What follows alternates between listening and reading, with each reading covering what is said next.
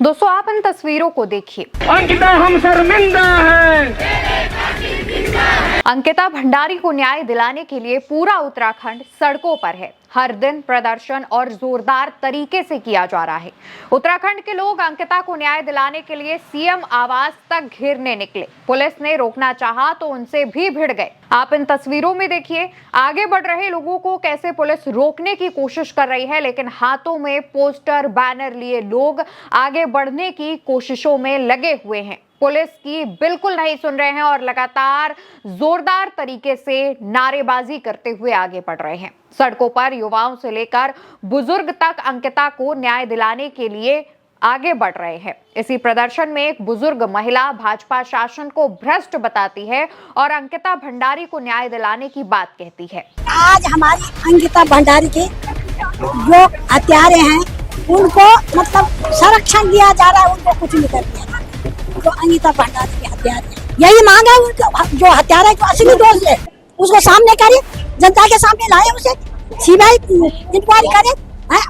एक लड़की और उन्होंने उसको मर्डर करा।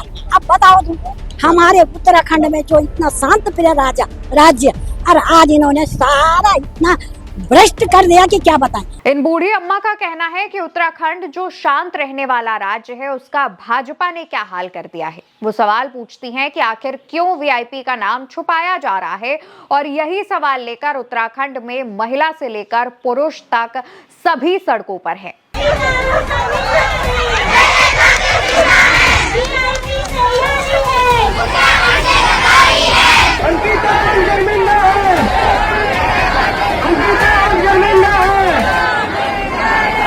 दोस्तों इतनी कड़कड़ाती ठंड में जब तमाम लोग अपने अपने घरों में दुबके बैठे हैं, रजाइयों में घुसे बैठे हैं, तब उत्तराखंड के लोग सड़कों पर उतरे हैं। सड़कों पर उतरकर अंकिता भंडारी को न्याय दिलाने की मांग कर रहे हैं, सीबीआई जांच की मांग कर रहे हैं और हाथों में बैनर पोस्टर लिए लगातार हर दिन पिछले दिन से और ज्यादा जोरदार तरीके से प्रदर्शन कर रहे हैं। सिर्फ इतना ही नहीं, भाजपा के ही मंडल अध्यक्ष भाजपा पर क्या बोल रहे हैं, आप उसे भी सुनिए। मैं हरिद्वार से आई हूँ, भाजपा से मंडल अध्यक्ष हूँ। ऐसी भाजपा को, ऐसी गंदी भाजपा को जिसने आज हमें रुला दिया। दोस्तों भाजपा के ही लोग अपनी ही सरकार पर सवाल उठा रहे हैं। दूसरी तरफ उत्तराखंड भाजपा के SC/ST मोर्चा के पूर्व अध्यक्ष समीर आर्य ने भी मामले पर आवाज उठाई और अपनी सरकार के खिलाफ जाते हुए सीबीआई जांच की मांग की और इसको लेकर बकायदा एक लेटर लिखा।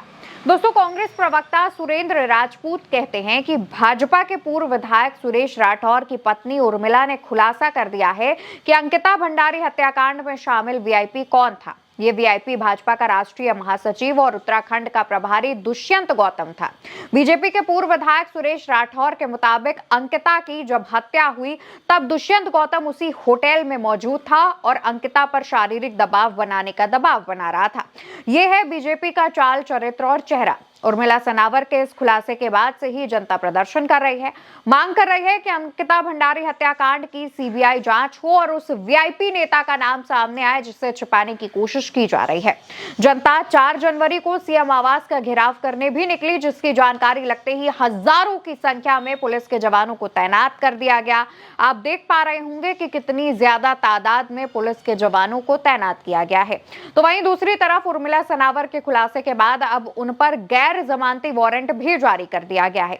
दोस्तों अंकिता भंडारी जिस वंतारा रिजॉर्ट में रिसेप्शनिस्ट के तौर पर काम करती थी, उसका मालिक पुलकित आर्य था। पुलकित आर्य उत्तराखंड के पूर्व भाजपा नेता विनोद आर्य का बेटा है। ये रिजॉर्ट ऋषिकेश के पास यमकेश्वर क्षेत्र में गंगा भोगपुर में स्थित था। 2022 में अंकिता भंडारी हत्याकांड में पुलकित आर्य मुख्य आरोपी था और उसे उसके 2 कर्मचारियों सौरभ भास्कर और अंकित गुप्ता के साथ 2025 में आजीवन कारावास की सजा हुई है। वहीं मीडिया रिपोर्ट्स की माने तो इस मामले पर SIT का कहना है कि उसका मुख्य उद्देश्य उसी व्यक्ति की पहचान करना था जहां से ये टर्मिनोलॉजी उत्पन्न हुई। पूछताछ और पड़ताल के बाद जिस व्यक्ति की पहचान हुई उसका नाम धर्मेंद्र कुमार उर्फ प्रधान सामने आया। लेकिन एसआईटी की इस बात पर जब दैनिक भास्कर ने अंकिता के पिता से उनका पक्ष जाना तो उन्होंने बताया कि पुलिस ने हमें जांच के दौरान कभी किसी वीआईपी का नाम नहीं बताया। एसआईटी सरासर झूठ बोल रही है। हालांकि एसआईटी ने धर्मेंद्र को गवाह बना रखा है और उसके बयान नहीं लिए। जज के सामने उसके बयान नहीं हुए, ये बात भी हमें अन्य माध्यम से पता चली। यानी कि एक तरफ एसआईटी का दावा है कि मामले में जो वीआईपी का नाम है वो धर्मेंद्र उर्फ प्रधान का सामने आ रहा है, जबकि अंकिता के पिता का कहना है कि एसआईटी सरासर झूठ बोल रही है। जिस वीआईपी का नाम बता रही है वो वीआईपी है ही नहीं और उस मामले में इसको गवाह बना रखा है, लेकिन गवाह के बयान तो हुए ही नहीं है। यानी कि मामला सुलझने के बजाय दिन पर दिन और ज्यादा पेचीदा होता जा रहा है। सवाल हर बार बस इतना सा ही है कि आखिर कौन वो वीआईपी था जिसको ना कहने की कीमत अंकिता को अपनी जान देकर चुकानी पड़ी।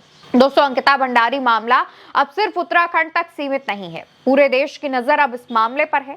जंतर मंतर पर भी लोगों ने अंकिता को न्याय दिलाने के लिए जोरदार तरीके से प्रदर्शन किया। तमाम लोग अंकिता भंडारी को न्याय दिलाने के लिए वहां पहुंचे, हाथों में पोस्टर बैनर लिए हुए थे, लेकिन सरकार मामले पर कुछ नहीं कर रही है। सवाल उठ रहा है कि आखिर सरकार पूरे मामले पर चुप्पी क्यों साधे हुए है।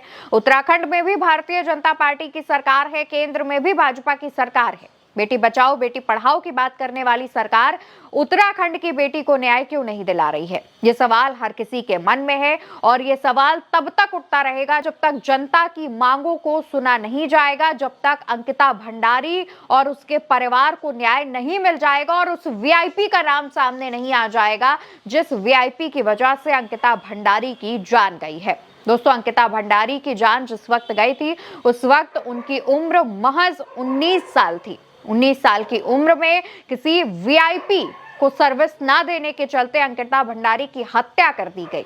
मामले पर सीबीआई जांच की मांग करना बेहद छोटी सी मांग है जो कि सरकार अनसुना कर रही है।